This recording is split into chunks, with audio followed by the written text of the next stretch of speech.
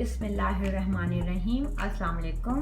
आज मैं आपको फ्रूट चाट बनाना सिखा रही हूँ। इसके लिए जो हमें इंग्रेडिएंट्स चाहिए, गुआवा और अमरूद 1 medium size, pear half, grapes half cup, peach half, pineapple 1 slice, orange half, kiwi half, avocado half, mango half, apple half, banana 1, pomegranate 4 tablespoon, boiled chickpeas half cup, Tang 1 table spoon.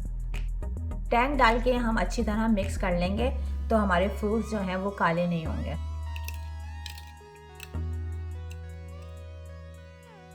Sugar 1 table spoon, chaat masala 1 teaspoon, ground black pepper 1 teaspoon.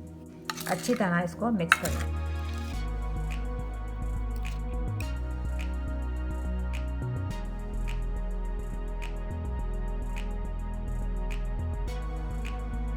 मज़ेदार fruit चाट ready है, enjoy करें।